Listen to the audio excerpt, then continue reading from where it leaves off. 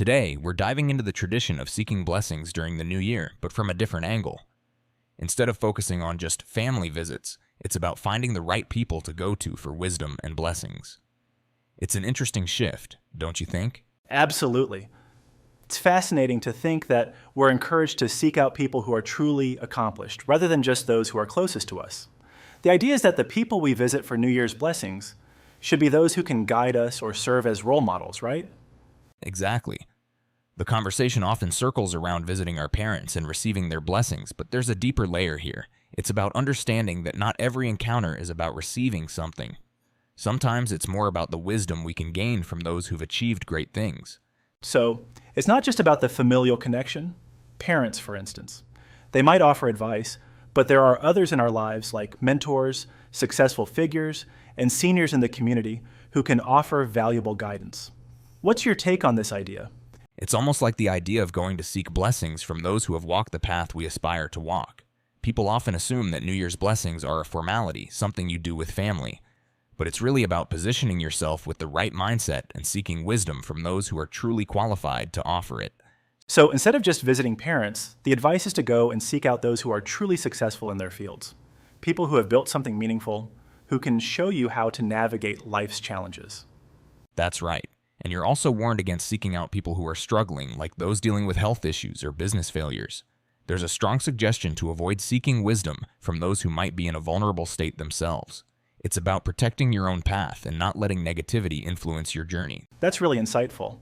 But how do we know who to approach for that kind of guidance? I mean, how do you differentiate between someone who is genuinely a role model and someone who's just experienced in life but doesn't have that deeper wisdom?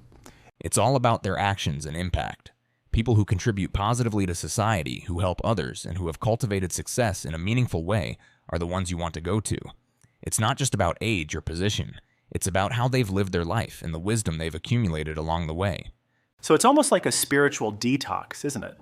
We need to cleanse ourselves of the notion that just because someone is older or a family member, they are the go-to for guidance. In fact, in the modern world, a lot of older generations might not have the right tools to help us navigate today's challenges. Yes, exactly. And that's where the traditional view gets tricky. In the past, seeking blessings from your parents or elders was a deeply ingrained custom, and still, it has value. But now, the focus is on seeking out mentors, successful people, and those who live by principles that resonate with the kind of life you want to create.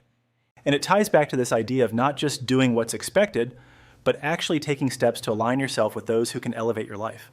The whole point is to approach the new year with clarity, setting your intentions right by visiting the right people. Absolutely. And once that's done, when you do visit your parents, it's a gesture of gratitude. It's not just about receiving their blessing, but also offering your appreciation.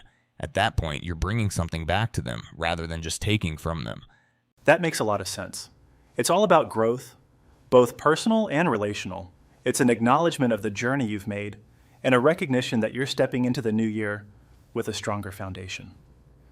Yes, and there's something really empowering about making those intentional choices. It's like you're actively shaping your path, not just going through the motions. You're setting yourself up for success by surrounding yourself with those who can truly support your vision for the year ahead.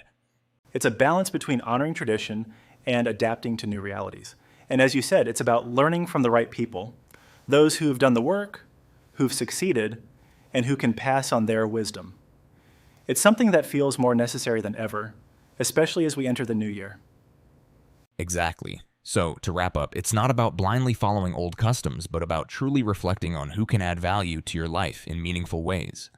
And when we do finally visit our parents, it's done with a deeper understanding of our own growth and the world around us. Well said. The idea of seeking wisdom from those who've truly walked the path and have something valuable to share is more important than ever. It's about setting ourselves up for a year of true growth.